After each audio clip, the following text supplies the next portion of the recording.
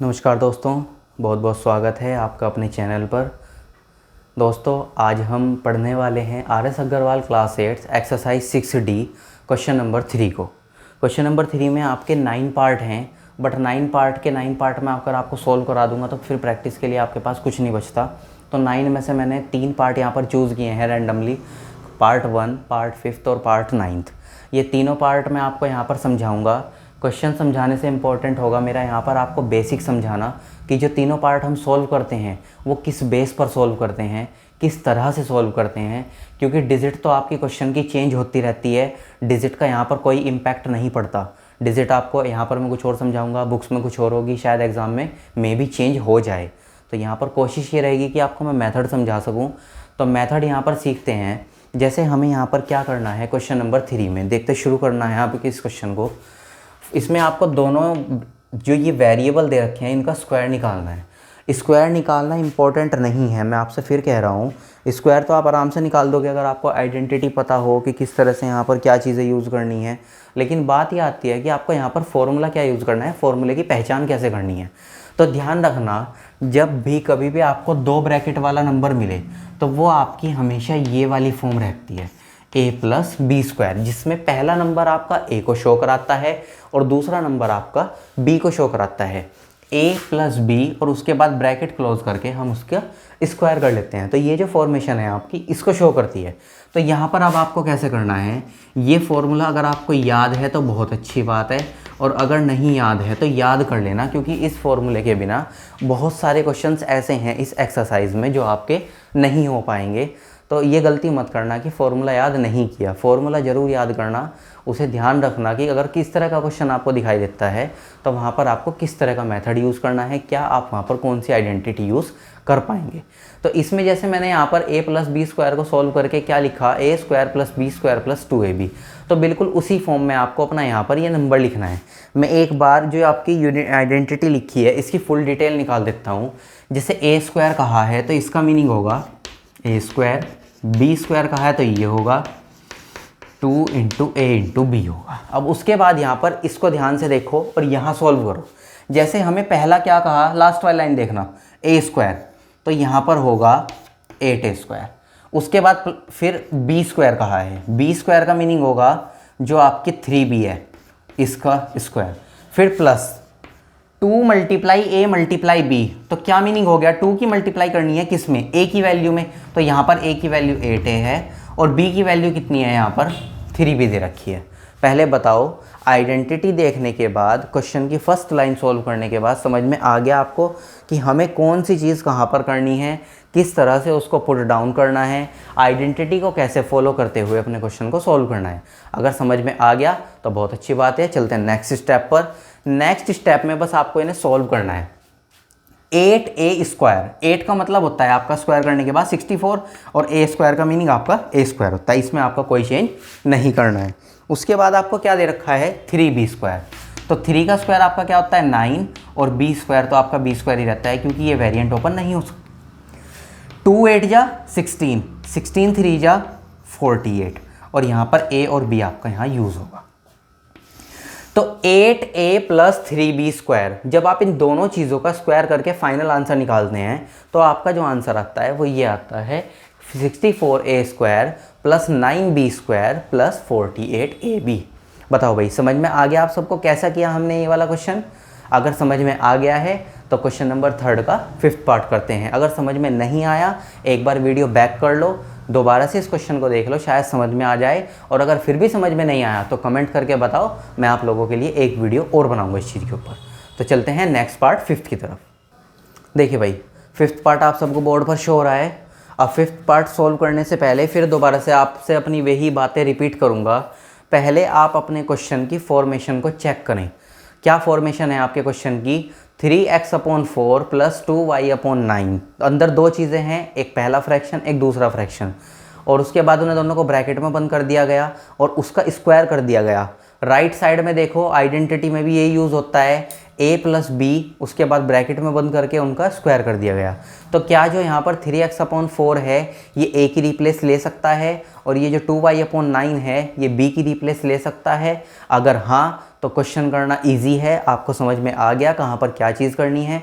अगर नहीं तो एक बार इस क्वेश्चन को ध्यान से समझ लें, उसके बाद फिर नेक्स्ट क्वेश्चन आप अपने आप से ट्राई करने की कोशिश करें। तो यहाँ पर आपको क्या करना है, फर्स्ट नंबर का स्क्वायर, इस लाइन पर ध्यान रखना क्या होगा यहाँ पर 3x/4 स्क्वायर, फिर लगाया प्लस। सेकंड है आपका b स्क्वायर मीनिंग 2y/9 और आपको कर दिया इसका स्क्वायर, फिर प्लस 2 × a × b। तो पहले 2 × a की वैल्यू आपकी ये है 3x/4 मल्टीप्लाई b की वैल्यू आपकी दे रखी है 2y/9। पहले बताओ, स्टेटमेंट देखने के बाद स्टेप्स आपको समझ में आ गई, मैंने किस तरह से उसकी फॉर्मेशन को यहाँ पर यूज़ किया। 1 मिनट का टाइम दे रहा हूँ आपको, इतने देखो आप पहले।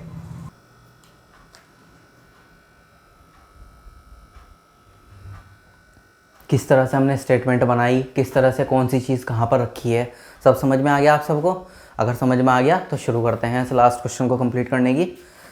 यहाँ पर आपसे दोनों का स्क्वायर करना है, तो 3 का स्क्वायर करोगे तो 9, x का स्क्वायर करोगे तो x स्क्वायर, और नीचे वाले नंबर का स्क्वायर अलग करना, याद रखना। ऊपर वाली दोनों डिजिट हो, तीनों डिजिट हो, चारों डिजिट हो, 1 हो, 2 हो, 4 हो, जितनी भी हो, सबका स्क्वायर अलग।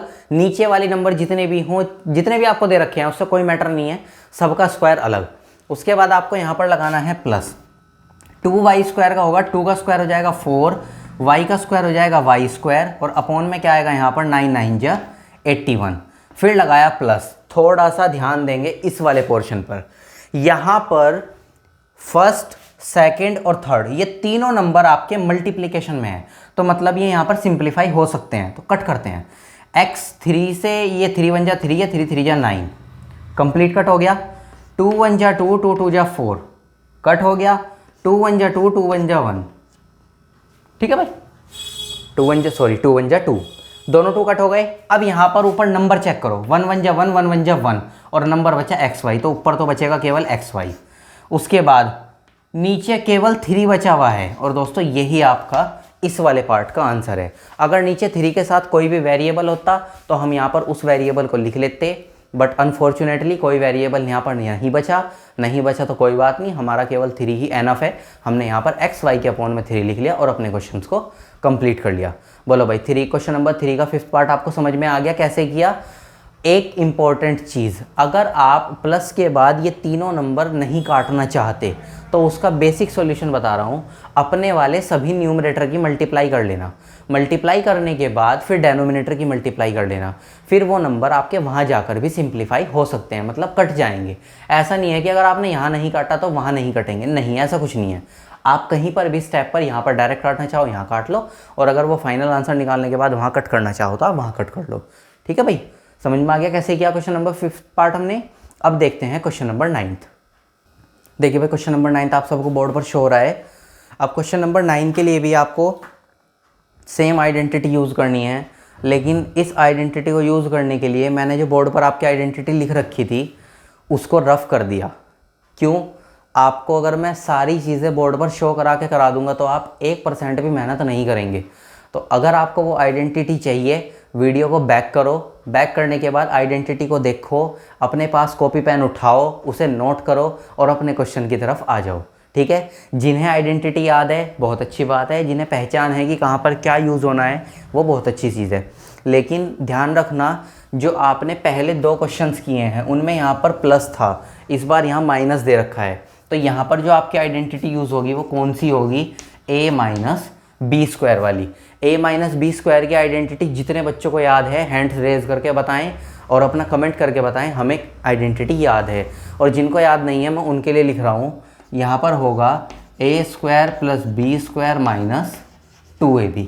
तो यहाँ पर आपको अब इस फॉर्मेशन को यूज़ करके अपने क्वेश्चन को सॉल्व करना है। तो शुरू करते हैं इस क्वेश्चन को। पहला आपको करना है a स्क्वायर, तो मीनिंग होगा 3m स्क्वायर, फिर प्लस, उसके बाद आपसे कहा गया है b स्क्वायर। b स्क्वायर का मतलब 4n/5। मैंने ये जो n यहाँ पर साइड में दे रखा है इसको अपने वाले नंबर के साथ ले लिया। याद रखना, कभी भी कोई अगर वेरिएबल होता है a से लेके z तक का, वो हमेशा ऊपर वाले नंबर के साथ ही माना जाता है। तो 4n/5 फिर माइनस 2 मल्टीप्लाई a और b की वैल्यू रखनी है। तो a की वैल्यू तो मुझे यहाँ पर 3m दे रखी है और b की वैल्यू मुझे यहाँ पर 4n/5 5 दे रखी है। तो मैंने जिस तरह से मुझे आइडेंटिटी ने वर्क करने के लिए कहा, मैंने उस तरीके से उन क्वेश्चन को सॉल्व किया। अब अपने क्वेश्चन की लास्ट स्टेप सॉल्व करनी है, उसे देखो। जैसे यहाँ पर 3m² कहा है, तो 3 का स्क्वायर करोगे तो 9 आएगा, m का स्क्वायर करोगे तो m² आएगा, फिर प्लस लगाया। 4 यहाँ पर स्क्वायर है गया मेरा, 4 का स्क्वायर करोगे 16, n का स्क्वायर करोगे n² अपॉन 5 का स्क्वायर करोगे 25, फिर माइनस लगाया। जब पिछले वाला क्वेश्चन किया था तो उसमें कुछ फ्रैक्शंस के नंबर आपस में कट हो गए थे, बट यहाँ पर ऐसा कुछ नहीं है तो छोड़ देते हैं। 2 3 जा 6, 6 4 जा 24 mn अपॉन सिंपल यहाँ पर 5 आएगा, क्योंकि इन दोनों के नीचे हमारा कोई भी वेरिएबल नहीं है। तो देखिए दोस्तों, क्वेश्चन नंबर 3 का जो 9th पार्ट है उसका आपका आंसर आया है 9m² plus 16n² upon 25 minus 24 mn upon 5। ये 3 क्वेश्चंस आप लोगों को देखने हैं, सही तरीके से समझने हैं।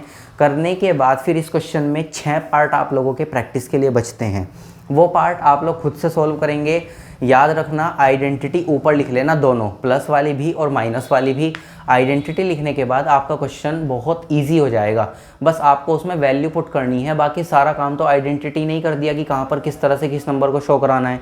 तो तीनों क्वेश्चन देखने के बाद जितने बचे हुए क्वेश्चन हैं, ये क्वेश्चन आप अपने आप से सॉल्व करेंगे। ऐसा नहीं है कि जब टर्न होगा जब सॉल्व कर लेंगे, या फिर जब टीचर एक्सरसाइज कराएगा तब सॉल्व कर लेंगे। अगर आप वीडियो देख रहे हैं तो हैंड टू हैंड अभी इन क्वेश्चंस को सॉल्व कर लेना, जिससे आपका जो प्रैक्टिस लेवल है वो इंक्रीज़ हो जाए। आपके जितने भी डाउट्स हैं वो मुझे पता लग जाए, फिर मैं अगर आपको कोई डाउट्स आता है तो उसके ऊपर नेक्स्ट वीडियो बनाकर आपके सभी डाउट्स क्लियर करा सकूँ। ठीक है भाई, समझ में आ गया आप सबको तीनों क्वेश्चन ये? तो आज की वीडियो में तो बस 3 ही क्वेश्चन करा रहा हूँ को। मिलते हैं नेक्स्ट वीडियो में किसी नेक्स्ट टॉपिक के साथ। और साथ के साथ जो बच्चे चैनल पर नए हैं या जो वीडियो आज पहली बार देख रहे हैं, उनसे रिक्वेस्ट है चैनल को सब्सक्राइब कर लें, बेल आइकन दबा लें, जिससे जो मेरी वीडियोस है आपकी क्लास से रिलेटेड आपके पास आसानी से पहुंच जाएं और आप उस वीडियो से अपना फ़ायदा कर सकें, अपने आप को प्रॉफिट में रख सकें। तो मिलते हैं किसी नेक्स्ट वीडियो में दोस्तों। आज की वीडियो में धन्यवाद, थैंक यू।